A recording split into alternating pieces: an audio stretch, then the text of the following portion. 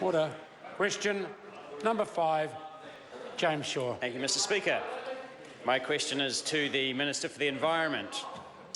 Will he call in Nova Energy's application to build a new gas-burning power plant as a matter of national significance under the Resource Management Act 1991? Mr. Speaker. The Honourable Dr Nick Smith. Mr. Speaker, I'm yet to make a decision or give consideration to calling in the particular application.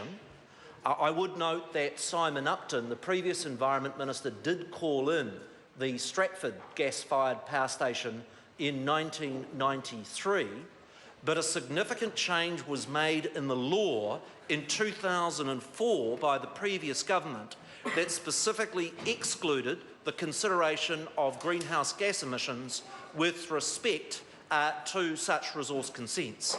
The last point I'd make is that this government introduced a ETS that applies a charge currently of $18.80 per tonne of greenhouse gas emissions that discourages those power stations, and actually the level of greenhouse gas emissions from the electricity sector is at a 20-year low because of the effectiveness of those policies. Supplementary. Supplementary question, James Shaw.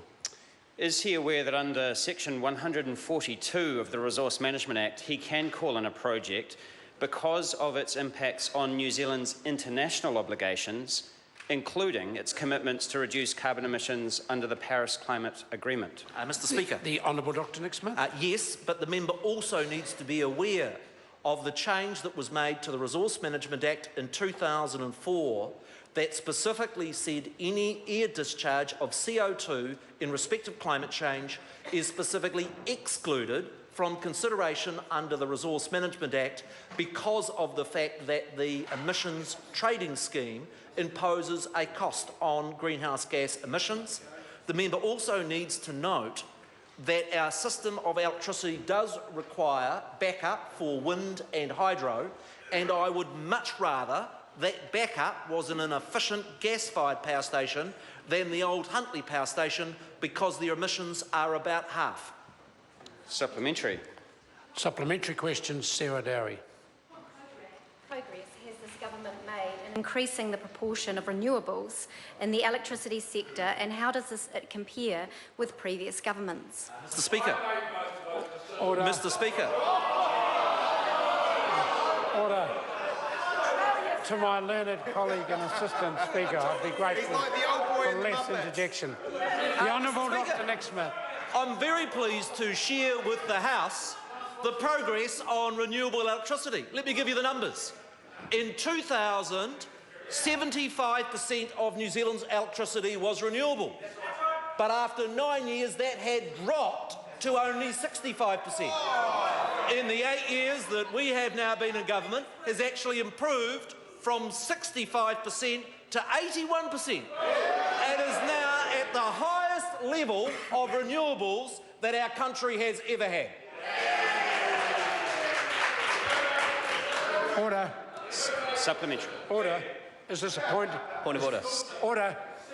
Order. I have a point of order from Richard Prosser.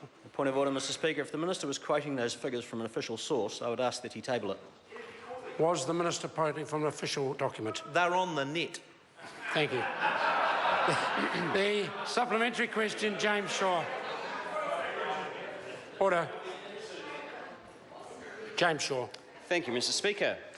Will Nova's proposed new gas-fired power station increase or decrease New Zealand's greenhouse gas emissions? Mr. Speaker. The Honourable Dr Nick Smith. Mr. Speaker, the nature of New Zealand's electricity system, with both its dependence on hydro and wind, does require that we have thermal backup. At the moment, the bulk of that thermal backup is provided by the very old coal-fired power station at Huntly. Now, if this new Nova station was to replace that coal backup with the latest technology of gas, it would actually halve the amount of emissions per unit of electricity. Now, that is an issue that is incentivised by the ETS, that discourages, with actually one of the highest ETS charges in the Western world at now $18.80, and we think that is a more efficient way to discourage greenhouse gas emissions than the blunt tool of a yes or no on a resource consent. Supplementary. Supplementary question, James Shaw. So then, can he guarantee that if it is built, Nova's new gas-fired power station will replace Huntly coal? And wouldn't it be better for the environment if we were to replace Huntly coal with renewables rather than with another fossil-fired power plant? The Honourable Dr. Nick Speaker, Smith.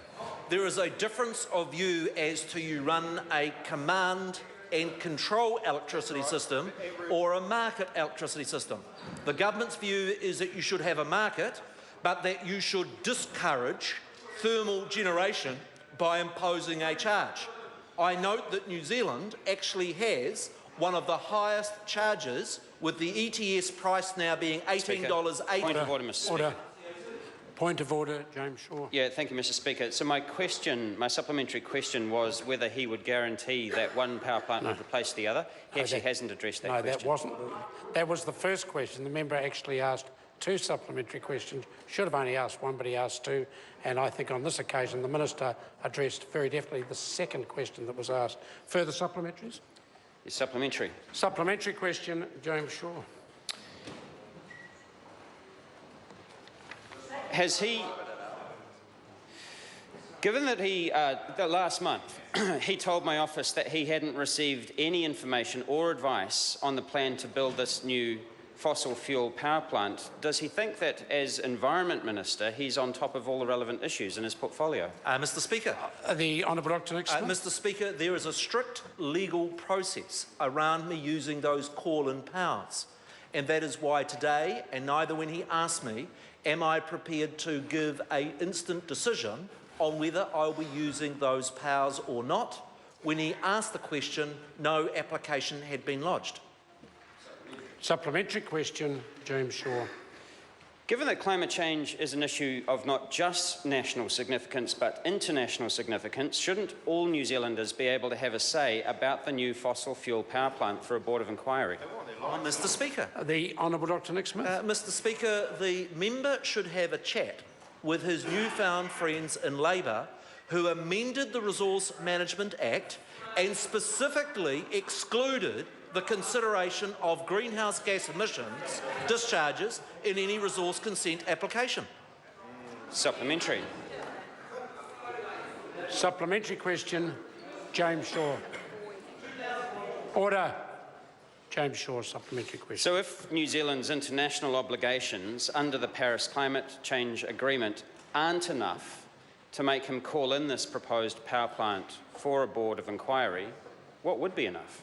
Mr. Speaker. The Honourable Dr. Nick Smith. Mr. Speaker, I'll make a decision through the proper legal process on whether I will use my call-in powers on this application or not. But I would point out to the member that in New Zealand meeting its Paris climate change obligations, the best tool to achieve that is through an effective emissions trading scheme. That is what numerous reports have stated, and we can see the record under this government of an increasing proportion of renewable electricity that shows that our policy approach is working. Actually, greenhouse gas emissions from the electricity sector are at the lowest level in 20 years. Yeah, that's right. Question number 6.